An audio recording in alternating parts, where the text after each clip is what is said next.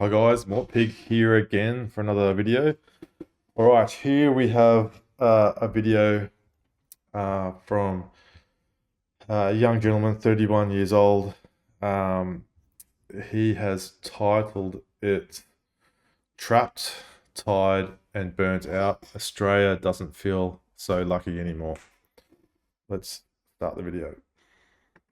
Australia, the lucky country. Do you feel that? Because I don't. Melbourne, the most livable city on earth. Yeah, that slogan that they have, on the car number plates, most livable city. And I think like I don't live in Victoria, but I I remember back quite a few years ago, I think that was the case, and I think people were really proud to live in Victoria and have that as their slogan. Um, let's continue. Are you thriving? Because I'm barely surviving. Hi. Look, there'll be people who are always going to be thriving in life, no matter what is happening in the country. There's always going to be the haves and have-nots. I guess it's just when the average person, middle of the road, doesn't feel um, like they even have a chance to thrive. It's like there's obviously the lower class and then the upper class, but that middle class feels like they feel, from what all these videos are coming out with, that they feel like they're slipping to that surviving rather than even a glimpse of thriving. My name's Trent, and I like going for walks. I like unpacking my thoughts and thinking about my thoughts.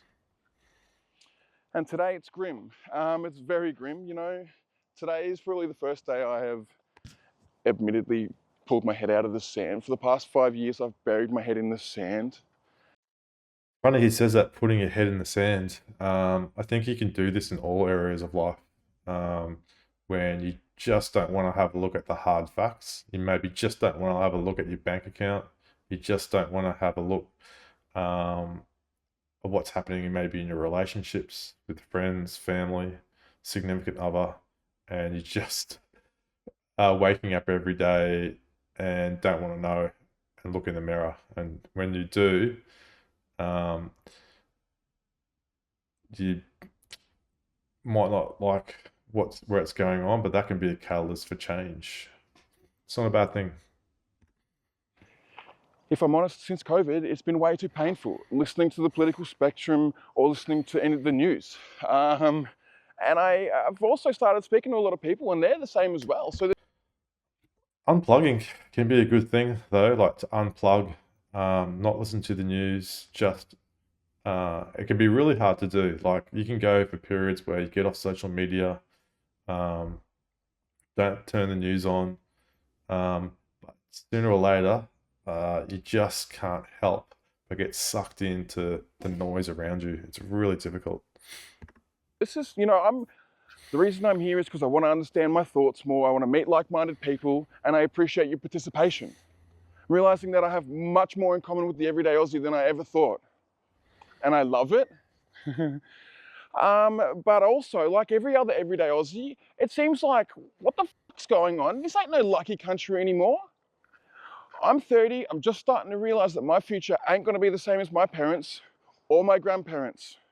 I can't afford kids anytime soon. I'm 31. This needs to start bloody happening soon. I also can't afford a house. Ain't no way am I gonna afford a house. To even start to think about a kid, good luck. And I'm not the only young person like this. 30, young, laughing. it's it's a lot for me to comprehend, if I'm honest. I don't know how the fuck I'm gonna get out. All about expectations. If there's has been an expectation, like he might be saying it from himself, but I generally feel this probably is just what he's been brought up on from his peers, what's happening with his parents, what his parents may have told him, what all of our parents, how they live their life, and what we saw. Is just you become who you are based on your surroundings. And he's living in Australia. He wants a house, he wants a family, but feels like he can't afford any of those at 31. Whereas for sure, his parents and my parents, they probably have already put a deposit down, probably got a couple of kids before the age of 31. Times have changed. This, and I know I'm not the only dumb idiot in this boat right now. And it really hurts, really hurts. You know, 9 to 5, that fallacy, what a lie that is, you know. Get yourself a house, the Aussie dream. Man, I work in the construction industry. There you go, just said it. That's in his mind, that's the Aussie dream. Get a family, get a house. Like when I was 31, I was living overseas. I went overseas. I was over my day-to-day life in my 20s, had a really stable job. I did already have a deposit on a home. I rented it out and went overseas. And when you go overseas, you might realize that Australia is still a very lucky country, and other more like in the UK, you go live in London, go live in New York, you'd be shocked at how expensive these places are. It's and alternatively, go to New Zealand, go to um, Indonesia, go to Thailand, go to South Africa, and you might be shocked uh, the state of those countries are in. It's just our expectations, what we feel we have a right to. And all I see is Aussie families going into debt for houses, and then there's a lack of responsibility and accountability in that industry. And it feels like the rules and regulations are sky high for the everyday consumer, but not for the people fucking us. Yeah, like there's no doubt since COVID, the last 5 years, the cycle has just gone parabolic. Everything has just gone up. And these are the new set of rules that we're living in. And even people maybe who thought they were comfortable or well off, I bet they're even making decisions of like, do we really need that? Do we really need this? Do we need that subscription? Do we really need that particular car? Do we really need just to make sure you can keep the house if you have the house? To income families, to is probably what's going to be needed to service a mortgage now. $1 million is a nation average to buy a house. I don't know how single people are going to do that. Over. What's all that about? And then I also, you know, just like the whole thing over COVID, this in our Aussie culture, this oh she'll be right attitude. Let's just sit down, bend a knee. Throughout the whole COVID process, man, I have to gain a whole new friendship group. My brothers and sisters around me in our local community just split on me. They divided us and pitted us against each other. And I wonder what they're going to do that with the next thing. Because us as a society, we're not ready for it. I'm not ready for it. I'm still getting over the whole COVID thing. Man, and financially, how bloody tough is it since COVID now? I don't remember the 2008 financial crash, but supposedly that was the same thing as well. I've been talking to a few older people at the moment and they felt the pinch after that too. You know, $750 a week. I asked myself immediately, where's that money coming from? Where's it going? Because the mum and dad businesses that I want my money going to, I can't support anymore, just goes to the corporations. The amount of billionaires that were I think he's saying he's making $750 a week. Well, if you buy $1 million home on the 5% deposit, your repayments are already at around 1,200. So you'd never qualify.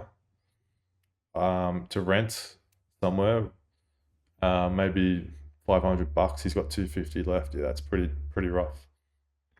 through that process was crazy.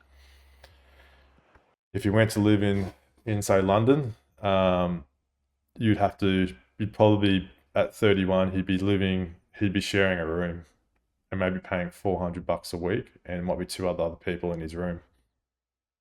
That could be coming to Australia. You know, have you ever tried putting your fucking gas heater on for a winter? You have to cut your fucking arm and Heating, mate, that's I think that's where you're gonna have to don't turn the heater on.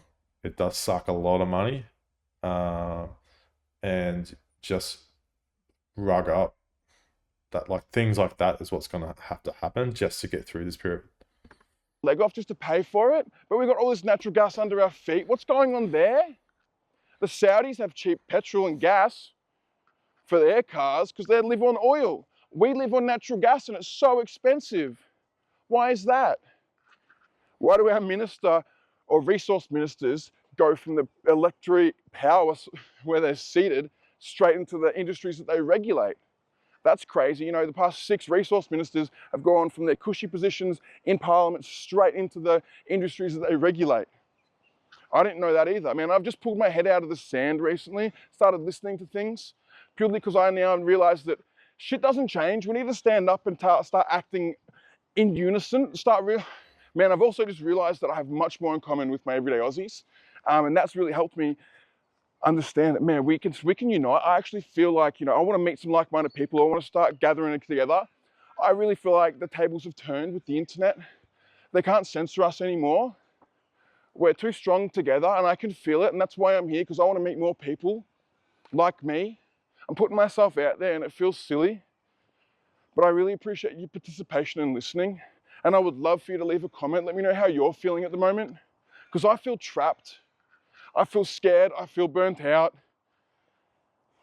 I think when you're feeling those things, trapped, tired, and burnt out, um, you're going to have to go on a wellness journey for a bit. Start appreciating little things in life. It could be just appreciate that he would have a roof over his head. He has got food that he's eating, his friendships, and and like you want goals in life, but you also have to appreciate just what you have.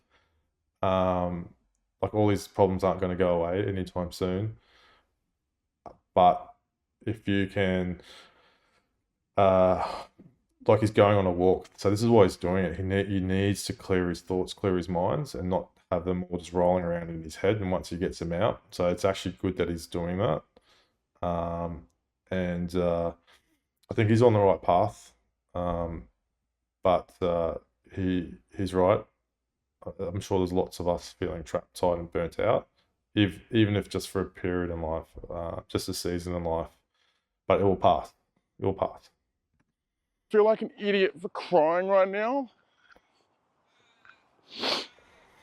But man, it fucking hurts. I bust my ass to try and make something of myself, and it feels like the system. I'd say he has maybe he's a high achiever, or he wants to achieve a lot in life, and it's just all hit him. It's so hard to work against it. If I'm speaking my experience as a sole trader right now. Okay, so there you go. He's a sole trader. It's not working for. He's doing it all. Everything's on him right now. It's a lot of responsibility, and I never got taught it either. I mean, I drop out. So that's it. He's having a crack, and he just has to hang in there. Relationship building, how important it is. Plumbing's only 20% of the work. You have 20 plumbers rock up. Who's the best one? That cat and mouse game, I love that. I started plumbing because I love pushing pipes together, but now I'm in love with the community. Giving back to it, serving is medicine. Makes me feel so good. Man, today I was slinging pipes up, fixing something that was really awful work from the previous installer. Non-compliant, absolutely dog work. And I got to fix it and felt so good leaving, taking photos, letting them see it all, explaining all the nuance behind it. I'm so passionate about it. That he should lean into that. He just lit up, letting us all know what he loves to do. So he's on the right track. He's on the right track. Just keep going, buddy. I'm so grateful and blessed to have started the business too, and realised that. There you go. You just use that word, grateful. He's grateful. That's what he's got to keep focusing on. 1/3 of my life now isn't invested into someone else's. I'm gaining it back. What a industrialization and automation. What a lie that was to us. let's just automate everything and industrialize it all. It's going to get easier and quicker for us. It's off. Sounds like he's a plumber, mate. Like, I'd I'd say that's a good trade to have. You're doing the right things. Offshore everything. Now we've got a country that can't manufacture anything at all. We've got zero skills and we're relying on every other country around us. Crazy. These are just some of my thoughts, and I really appreciate you guys sitting here and listening to me. And if you guys got something that you would like to share, please drop a comment below. I walk every day and I want to start filming myself a bit more. So I appreciate your participation and thank you very much. Have a great night and let's continue together to keep noticing things. Peace out. Yeah. What do you think, guys? Like he's ended on a smile there, but how many of us are feeling trapped, tired, and burnt out from the situation? I'm sure it's not just this bloke.